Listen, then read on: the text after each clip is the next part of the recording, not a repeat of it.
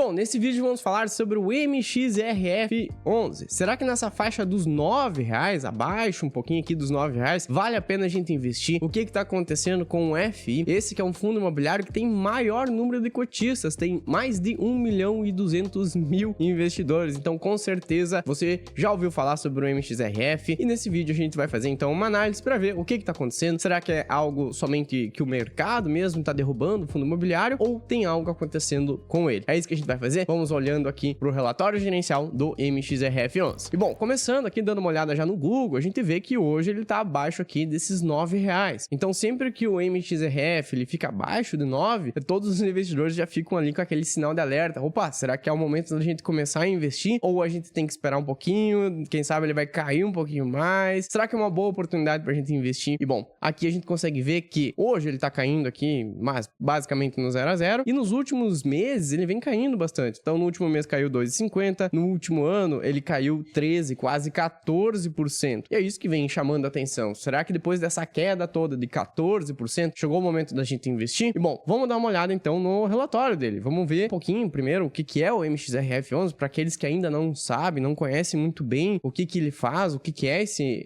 fundo imobiliário, mas basicamente ele é um FI de papel que investe em 3 áreas, que são a parte de CRIs, ou seja, esses certificados de recebíveis imobiliários, é um crédito que é dado para o setor imobiliário. Tem várias empresas que pegam o dinheiro emprestado e eles ficam ali como devedores. Então, são devedores, empresas que pegaram o dinheiro e que precisam pagar de volta esse dinheiro com juros. É assim que funciona o mercado financeiro, é assim que funciona quando a gente vai, por exemplo, na Caixa pegar um dinheiro emprestado. Então, nós temos essa parte dos CRIs e também nós temos ali no MXRF, ele investe também em outros fundos imobiliários. Então, ele tem um pouquinho aqui de FOF, como se fosse aquele fundo que investe em outros fundos imobiliários, e ele também tem permutas financeiras. Mas isso tudo a gente já vai ver com calma no relatório. Olhando aqui por cima, a gente consegue ver então a cota dele, tá em torno dos R$9, vem pagando quase 13% aqui, porque a cota veio diminuindo nesses últimos meses, aqui nesses últimos dias, então o dividendo acaba aumentando. Isso tá ficando aqui próximo de 13%. Lembrando que esse dividendo ele é isento do imposto de renda, é um dinheiro que cai ali na conta todos os meses para nós, então é um valor bem interessante para a gente investir. E olhando para o PVP, que é o principal indicador nos FIs de papel, onde a gente vê se de fato está descontado ou se o FI está caro, a gente consegue ver que o MXRF está aqui com 0,99, ou seja, com 1% de desconto, ele estaria 1% abaixo do seu valor patrimonial. Então, o que é isso? Hoje ele está aqui cotado a R$9, vamos arredondar aqui para R$9. E o valor dele, o valor da cota, né, o estimado da cota, ficaria aqui em 9,07. Então, o valor patrimonial, o valor justo do MXRF seria 9,7. E a gente estaria comprando ele hoje a R$9. Aí você pensa, não, mas basicamente não tem desconto nenhum aqui, a gente tá pagando o preço justo. E olhando somente para esses números, sim, a gente tá pagando aqui basicamente o valor justo dele. R$9 ali, o valor patrimonial 9,7, basicamente a mesma coisa. Mas o que acontece com esses FIs que são muito conhecidos, que tem muitos investidores? Eles geralmente, eles ficam com um PVP bem acima. É difícil a gente encontrar, por exemplo, o MXRF no seu valor justo. Geralmente o PVP vem em 1.1, 1.05, 1.07. Esse PVP tá sempre elevado, ou seja, a gente tá sempre pagando mais do que de fato é o valor justo dele, desses 9,7. Então, é normal a gente comprar o MXRF a 9,30, 9,40, R$10, R$11 ele já chegou a bater uma época. Então, é isso, as pessoas elas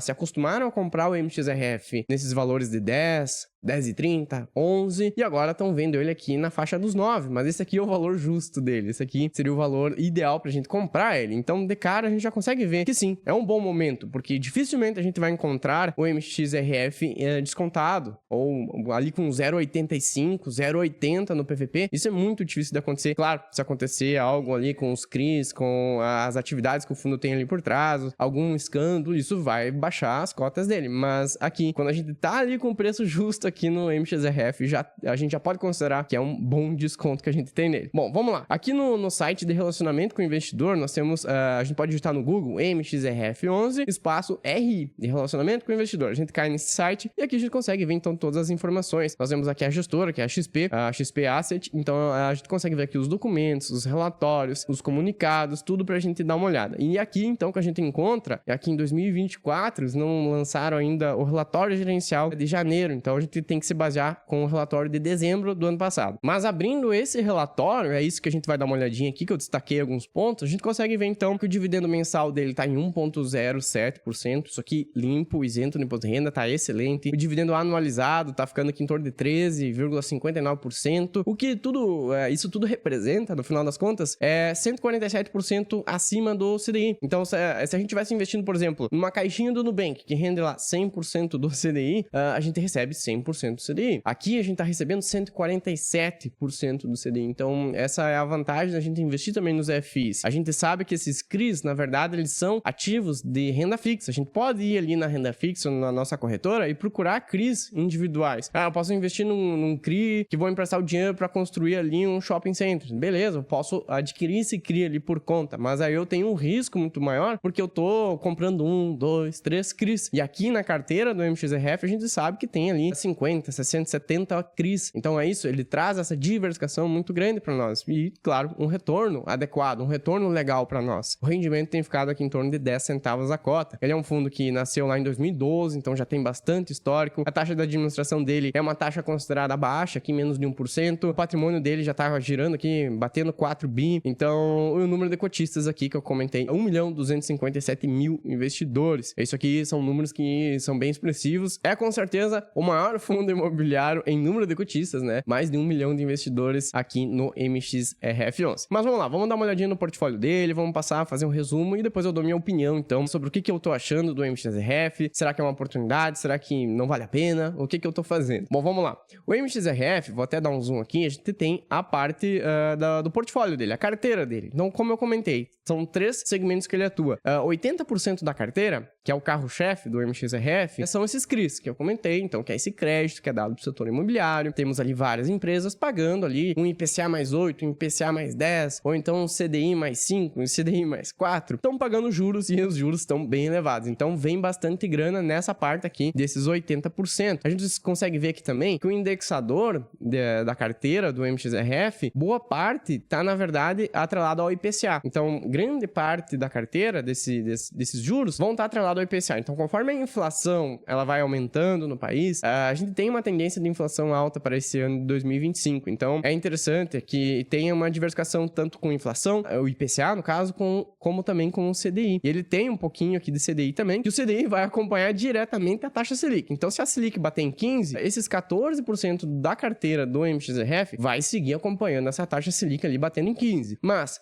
o restante, basicamente 75%, estão atrelados ao IPCA. Então, se a inflação der uma disparada, se a gente tiver uma inflação de 10%, 15%, a gente não sabe, isso vai dar uma disparada, vai trazer muitos lucros aqui, né? Uma receita bem interessante para o MXRF. Então, saiba disso. Boa parte da receita dele está atrelada ao IPCA. O restante, né, dessas 3 áreas que ele atua, então 80% são esses CRIs, beleza. 10% são outros fundos imobiliários, então 10% da carteira do MXRF ele investe em outros FIs. Beleza, isso traz também uma diversificação para o fundo. E 6% são essas permutas financeiras. Aqui essas permutas é uma maneira que o fundo encontra de receber uma rentabilidade um pouco maior, mas também traz um risco um pouquinho maior. Então, por isso que ele já tem uma porcentagem menor aqui, nesses 6%. O que seria isso? Ele vai lá e empresta o dinheiro, mas diretamente para a construtora, para a empresa que está lá, enfim, fazendo um loteamento, um condomínio, empresta diretamente para essa empresa e ela começa a receber isso ao longo dos vários anos. Então, ela recebe uma fatia, um valor ali no início, cerca de 20% no início, e o restante, os outros 80% desse dinheiro que foi emprestado,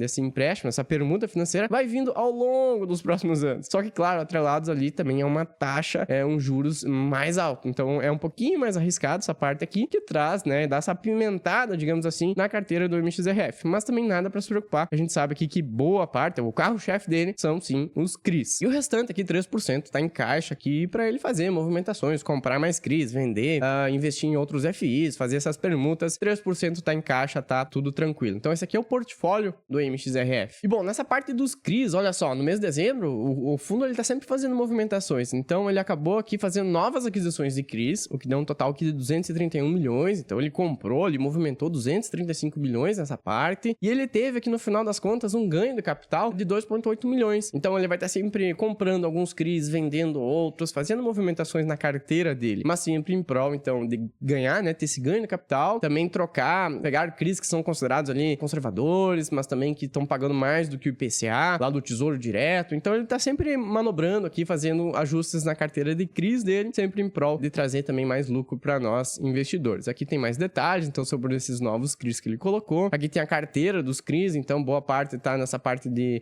imobiliário residencial, também a parte de varejo alimentício, varejo tradicional, shoppings, entre outros aqui, agronegócio. Então, essa parte de varejo aqui mesmo, que eu botei em amarelo, é a parte que eu vejo que tem mais risco. Aqui, varejo é aquela coisa, né? Com a Selic subindo muito, cada vez mais, o varejo é o setor que mais sofre com isso, né? Então, é um risco extra que teríamos aqui dentro da carteira. Mas ele tem uma carteira de CRIs muito bem diversificada. E aqui a gente consegue ver, cada linha dessa tabela aqui é um CRI que ele emprestou esse dinheiro, é uma empresa, um devedor que precisa pagar essa dívida aqui atrelado a esse índice. Então, por exemplo, essa primeira aqui representa 5% do fundo imobiliário, da receita do fundo, do portfólio dele. Então, somente esse CRI representa 5,36%. É a maior concentração que ele tem. Depois disso, ele tem outros CRIs aqui com 3%, 3,5%, com uma concentração, digamos assim, um pouquinho maior. E o restante de toda a lista de CRIs, olha só, tudo abaixo de 3%. Então, tem vários CRIs com 2,66%, 2,19%, 2%, 1%. Ele tem vários CRIs aqui, inclusive com 0,5%, 0,8%, para você ver o tamanho da diversificação. Então, quanto mais CRIs, quanto maior for essa tabela aqui, né, essa linha aqui de devedores, mais diversificado ele tá, mais seguro ele fica. Então, olhando, ele tem essa concentração aqui, digamos, nesses 4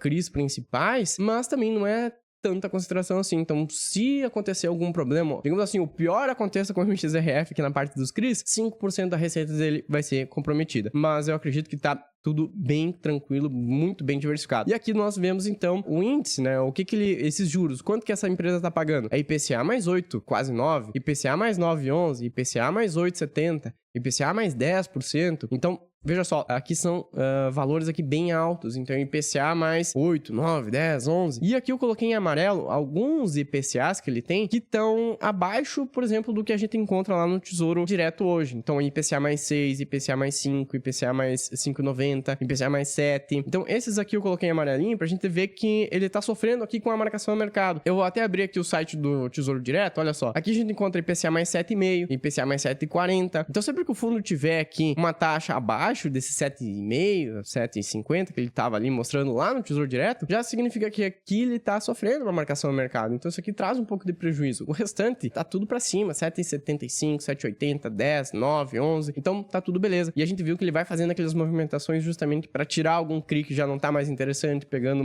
um outro que vai trazer uma taxa de retorno melhor, e assim ele vai fazendo, então, essas movimentações aqui. A carteira de CRIs tá tudo redondinho, tá tudo certo com o MXRF. E aqui embaixo a gente consegue ver também, nós temos aqui 3 CRIs que estão em inadimplência. Isso aqui representa bem pouco do carteira total do MXRF, cerca de 2% da receita dele estaria comprometida aqui, mas isso aqui são casos já bem antigos, não é de agora, não é porque teve esses CRIs aqui que estão inadimplentes que o MXRF tá caindo. Isso aqui já vem de longa data, olha só isso daqui lá, desde 2018 que deu problema. E o que acontece? Esses CRIs, essas empresas, elas não honraram com o pagamento daqueles dividendos. Então, acontece que eles não pagaram aqueles juros, acabou dando aquele calote, e a empresa, né, o MXRF tem garantias, tem seguros, e ele vai dar atrás disso. Em algum momento, ele vai conseguir esse dinheiro de volta. Mas aí entra na justiça, isso vai rolando meses e anos, até que o fundo consiga esse ganho. Então, em algum momento, ele também vai reaver esse dinheiro aqui que ele acabou sendo comprometido com esses 3 CRIs aqui. Então, por isso também a importância de ter tanta diversificação, tantos devedores, tantos CRIs aqui nessa lista. Então, beleza,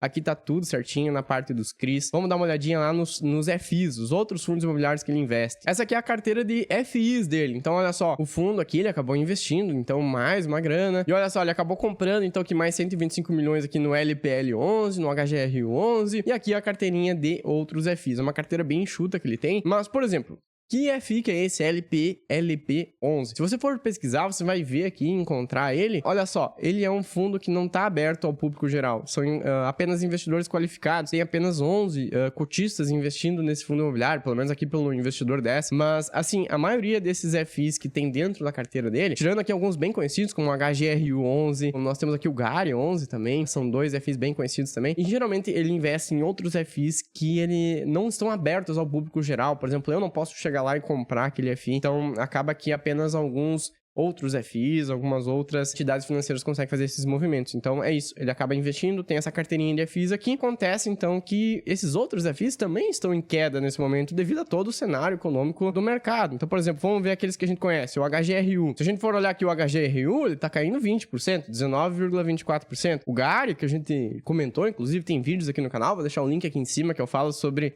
esse valor aqui abaixo dos R$8. Dá uma olhadinha ali. Nós temos aqui também uma queda de 13,61%.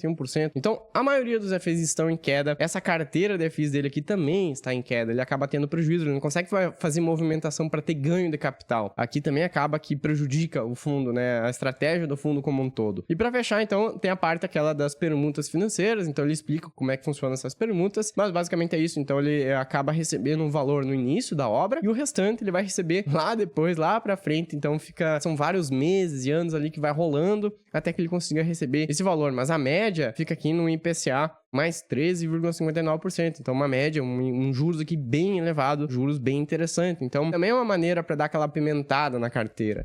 São essas três áreas: a carteira de CRIs, a carteira de FIs e a carteira dele de permutas financeiras. E bom, antes de eu falar aqui minha opinião sobre o MXRF, se vale a pena a gente investir nele, eu vou deixar um link aqui embaixo, um grupo exclusivo do WhatsApp. Ali é a Academia de Finanças, o nosso grupo exclusivo, a nossa comunidade que será lançada no próximo mês. Então nesse grupo eu vou estar colocando ali alguns materiais para te auxiliar também nessa leitura de relatório gerencial. E se você quer aprender de fato a montar uma carteira de FIs, a ler, fazer checklist, análise fundamentalista dos fundos imobiliários de uma maneira simples, completa, tudo isso vai estar na nossa Academia de Finanças, na nossa comunidade. Então entra no grupo aqui embaixo, o link do WhatsApp tá aqui embaixo, só dá uma olhadinha. E bom, seguindo, a minha opinião então sobre o MXRF, é claro que ele é um fundo que tá bem redondinho, a gente sabe que tem muitos e muitos investidores, e na minha opinião, tem apenas algumas pressões acontecendo. Então, por exemplo, a carteira de CRIs dele tá sofrendo um pouquinho com a marcação mercado, a gente viu que tem alguns IPCAs ali que estão abaixo do que a gente encontra, por exemplo, lá no site do Tesouro Direto, então isso acaba que dá uma diminuída nos lucros ali do fundo imobiliário, mas não tem nada de errado, a carteira de CRIs dele tá muito bem diversificada, tem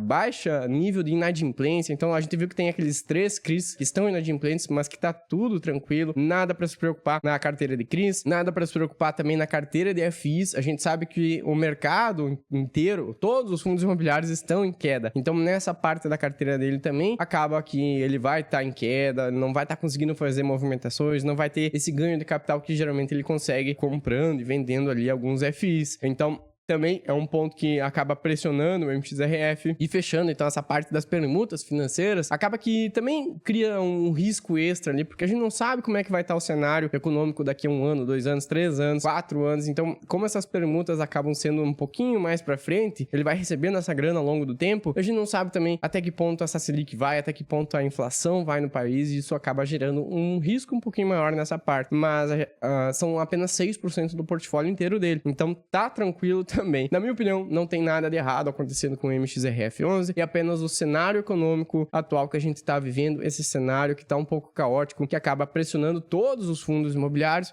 inclusive o MXRF11. E quando tem esse fundo, o MXRF, que tem mais de 1.200.000 investidores, qualquer coisinha que acontece no FI, acaba que as pessoas saem vendendo, elas não entendem muito bem os motivos, por que, por exemplo, baixou ali 1 centavo no dividendo, meu Deus, o que está acontecendo com o MXRF? Ou ele caiu ali 5% nos últimos meses, nossa, chegou a hora de vender. Então muita gente acaba que vende o fundo imobiliário por susto, por notícia, mas não por analisar mesmo, né? Parar, analisar, olhar o relatório, ver o que está acontecendo. Não está acontecendo nada. O MXRF está tranquilo, funcionando direitinho, como ele sempre vem fazendo. Então, na minha opinião, é isso. É apenas a pressão do cenário econômico atual, que bate tanto ali na carteira de CRIs, com essa questão da marcação ao mercado, na carteira de FIs, porque todos os FIs estão em queda, essas permutas perspectivas financeiras também, porque são investimentos um pouquinho mais arriscados, que a gente não sabe como é que vai estar o cenário econômico pros próximos anos. Então, no geral, eu acho que sim, é uma ótima oportunidade pra gente continuar investindo no MXRF. Mas me deixa aí embaixo, você tá comprando mais cotas do MXRF, você deu uma parada, tá comprando outros FIs de tijolos, me deixa aqui o que você tá fazendo agora,